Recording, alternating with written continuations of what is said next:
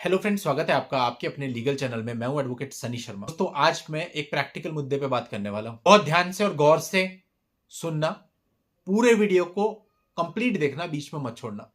देखो, अतुल सुभाष केस के बाद एक चीज निकल करके आई।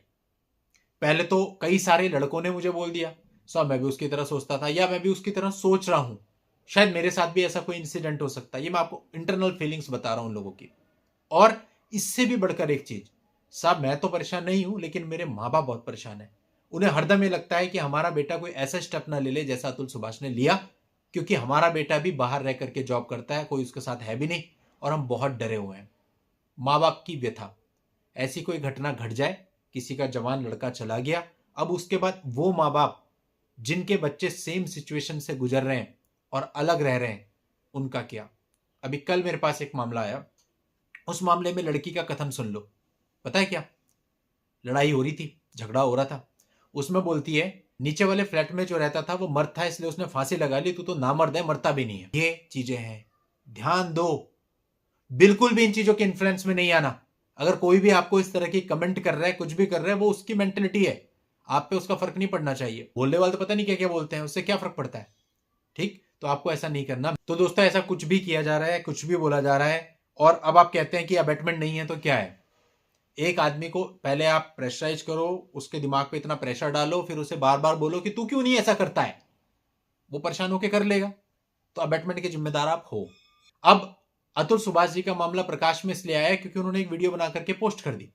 पुनीत खुराना का मामला भी इसीलिए प्रकाश में आया। लेकिन कितने लड़के ऐसे हैं जिन्होंने कोई वीडियो नहीं बनाई, जो सोशल मीडिया पे नहीं थे, जो कहीं नहीं थे, और उन्होंने ऐसा किया, उनको कोई पूछने वाला भी नहीं मिला।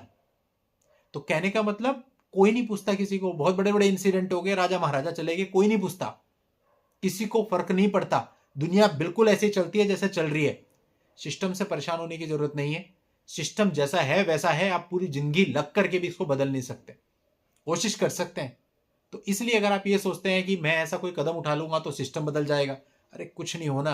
अपने माँ बाप का बुढ़ापा खराब कर लोगे, बस, इससे ज्यादा कुछ नहीं होगा। हम अगर इन लोगों को रोकना चाहते हैं तो ये कैसे रुकेगा। देखो, आपको एक बहुत सिंपल सा उदाहरण बताता हूं। चालान होते थे जी पहले। चालान में क्या होता था, पुलिस वाला पकड़ता था, हेलमेट का चालान हो गया, आपके पास लाइसेंस नहीं है वो चालान हो गया, कुछ है। तो मुझे याद है जब हम लोगों ने नई नई बाइक ली थी, 100 रुपए का चालान उस समय पे होता था, अगर आपने हेलमेट नहीं लगा रखा है। ठीक, तो पुलिस वाला पकड़ लेता था, 100 रुपए देने पड़ते थे, वो वहीं के वहीं चालान करता था, आपको छोड़ देता था।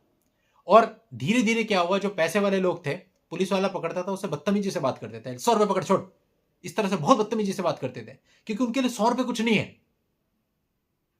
अब क्या हुआ, चालान की अमाउंट्स बढ़ा दी गई। चालान, अब देखो, ओवर स्पीड पे 2,000 रुपए का चालान है, ठीक है, लाइसेंस नहीं है, आरसी नहीं है, हेलमेट नहीं है, 1,000 रुपए का चालान है।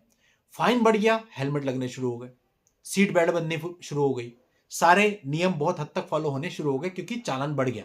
अभी लोगों को पता है गाड़ी सीज हो गई और आरसी नहीं है तो 25,000 रुपए लग जाएंगे गाड़ी छुड़ाने में, उतने की तो दूसरी गाड़ी आ जाएगी सेकेंड हैंड। तो आदमी इस तरह के काम करने से बचता है, नहीं करता है। पहले करता था, क्यों, क्योंकि सजा बढ़ गई। समझे कहने का मतलब, आप अगर इस प्रकार का स्टेप उठाओगे, किसी को कोई फर्क नहीं पड़ता। आप इतने सारे लोग हो, आपकी संख्या मैं मानता हूं लाखों में है, क्योंकि पता नहीं कितनों से तो मैं इंटरेक्ट करता हूं, उनकी संख्या हजारों लाखों में है। तो ओवरऑल अगर पूरे इंडिया की बात करो तो कितने लोग ऐसे प्रताड़ित होंगे। तो आप लोग एक सीधी स्ट्रेटेजी क्यों नहीं बनाते। अगर आपके साथ ऐसा हो रहा है, यू हैव टू फाइट, आपको फाइट करना है। अब देखो, मेरे पास कल एक मामला आया। उस मामले में क्या था, मैंने लड़के से पूछा कितना टाइम हो गया था, 5 साल हो गए चलते हुए, आज तक एक सिंगल केस उसने अपनी तरफ से नहीं किया। और मुझसे कहते हैं कि सर कैसे ये खत्म हो सकता है। मैं क्यों झूठ बोलूं, हो ही नहीं सकता खत्म, लड़ते रहो। अभी 498 डीवी भी पड़ा है, 10 साल 12 साल और चलेगा, चलाते रहो।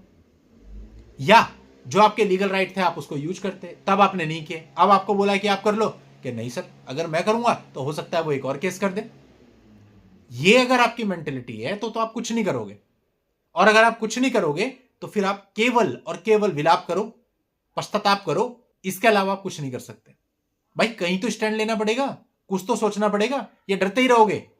कितना बुरा आपके साथ हुआ, आपने कुछ गलत किया, मैक्सिमम मामलों में आपने कुछ नहीं किया, एक सुई नहीं ली किसी से, ठीक, उसके बाद आप 3-3 4-4 मुकदमे भी झेल रहे हो।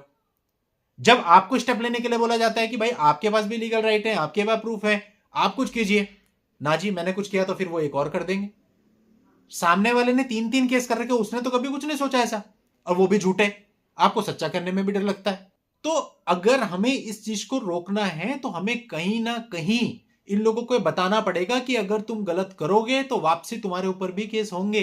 सबके लीगल राइट्स हैं, आपको भी परेशानी होगी, आपको भी आना जाना पड़ेगा, आपको भी नाचना पड़ेगा। अगर मैं नाच रहा हूं तो केवल तब इस चीज का अंत हो सकता है जब लोगों में भय व्याप्त होगा। कुछ हद तक हुआ भी है। हमें खुद कई बार ऐसे कॉल आते हैं कि सर हम 498 का केस कर रहे हैं, कहीं ऐसा तो नहीं होगा वो हम पे कोई काउंटर केस कर देंगे। आज से 5 साल पहले तो कोई नहीं पूछता था, ऐसा ढैड देके कर देते थे। अभी क्यों? क्योंकि इतनी अवेयरनेस आ गई। जिस समय मैंने चैनल शुरू किया था मैट्रिमोनियल पे, शायद ही कोई चैनल होगा जो इस तरह के वीडियो बनाता था। कोई नहीं था, ब्लैंक, लोगों को कुछ पता ही नहीं था।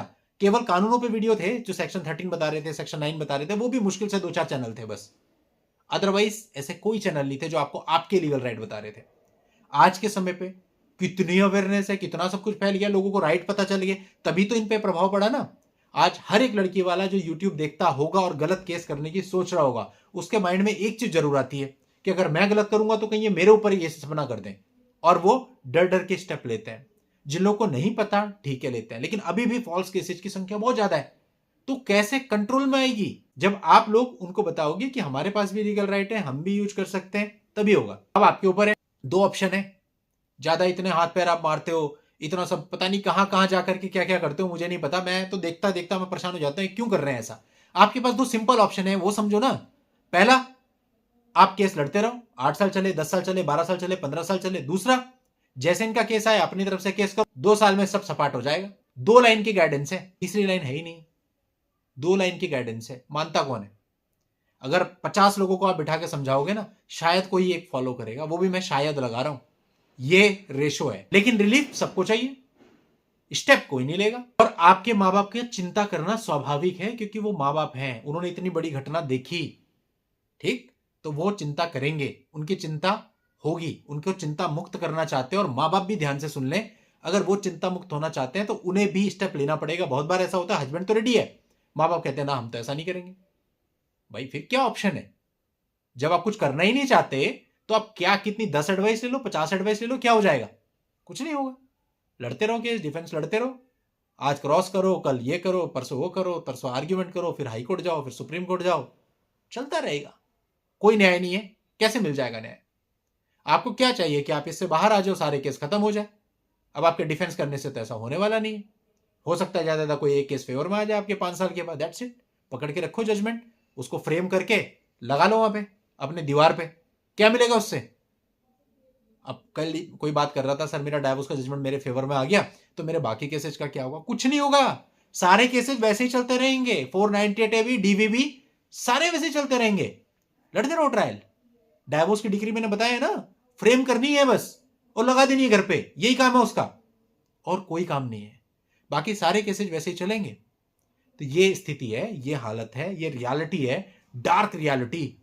अब इस डार्क रियलिटी को जितना जल्दी मान लोगे और जितना जल्दी इससे बाहर निकलने का प्रबंध कर लोगे उतना बढ़िया, अदरवाइज कुछ नहीं है। चलिए दोस्तों, मैंने अपना मैक्सिमम प्रयास किया समझाने का, बाकी आपके ऊपर है आप कितना समझते हैं या नहीं समझते हैं, या स्टेप लेते हैं या नहीं लेते हैं, या क्या स्ट्रेटेजी अपनाते हैं। बस एक चीज ध्यान रखना, जो भी रिजल्ट आएगा वो आपके उठाए गए स्टेप का ही नतीजा होगा। जैसा स्टेप लेंगे वैसा रिजल्ट होगा। चलिए दोस्तों, आज के वीडियो में इतना ही। नेक्स्ट वीडियो में नई जानकारी के साथ मैं आपसे फिर मिलता हूं। तब तक के लिए goodbye and thank you for watching. Take care.